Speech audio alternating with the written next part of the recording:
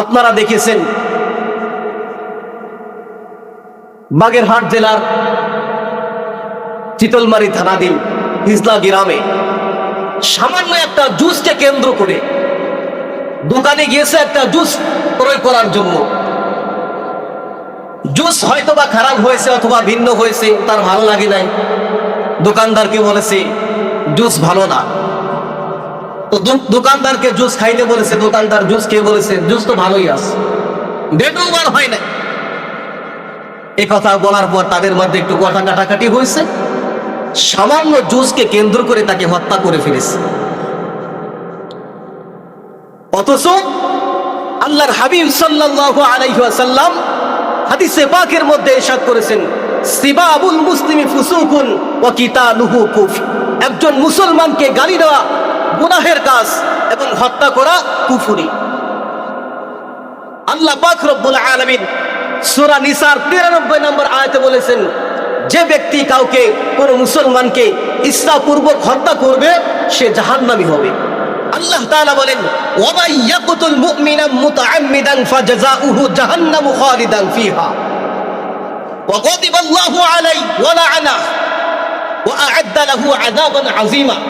যে ব্যক্তি কাউকে ইচ্ছাপূর্বক হত্যা করবে তার শাস্তি হলো জাহান্নাম, তার উপরে আল্লাহ পাক রব্বুল আলামিনের গজব, আল্লাহ পাক রব্বুল আলামিন তার উপর রাগান্বিত হন, তার উপর আল্লাহ পাক রব্বুল আলামিনের অভিশাপ, তার জন্য আল্লাহ পাক রব্বুল আলামিন মহা শাস্তি ব্যবস্থা করে রেখে দিয়েছে। আল্লাহ তাআলা সূরা মায়েদার 92 নম্বর, সূরা মায়েদার 32 নম্বর আয়াতে আল্লাহ পাক রব্বুল আলামিন বলেছেন, ওয়ামান ইয়াকতুল ওয়ামান কাতালা নাফসান বিগাইরি নাফস আও ফাসাদিন ফিল আরদ ফাকান্নামা কাতালান নাসা জামিআ ওয়ামান আহইয়াহা ফাকান্নামা আহইয়ান নাসা জামিআ। আল্লাহ তাআলা বলেন, যে ব্যক্তি কোন প্রাণের বিনিময় ব্যতীত অথবা জমিনে বিপর্যয় সৃষ্টি করা ব্যতীত অথবা কোন প্রকার হত্যাযোগ্য অপরাধ করা ব্যতীত কাউকে হত্যা করলো, সে যেন সমস্ত মানুষকে হত্যা করলো, আর যে ব্যক্তি কারো প্রাণ রক্ষা করলো সে যেন সমস্ত মানুষের প্রাণকে রক্ষা করলো।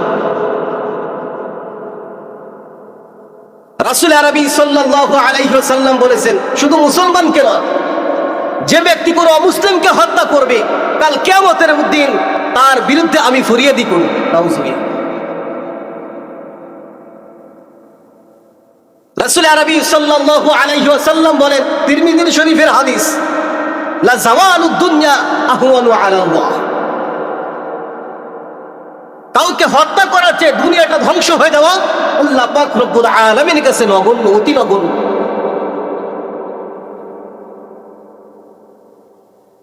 একজন মুসলমান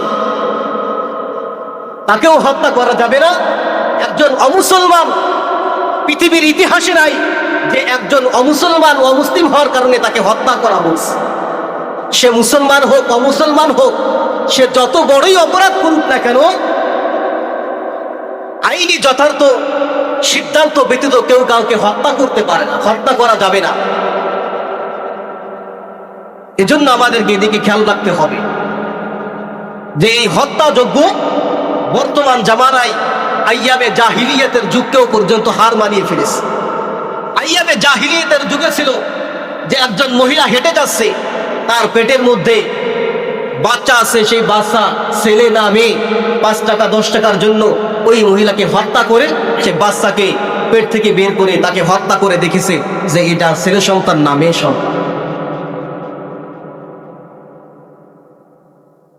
বর্তমান জামানায় মানুষ মানুষকে হত্যা করা ভাত মাছ হয়ে গেছে।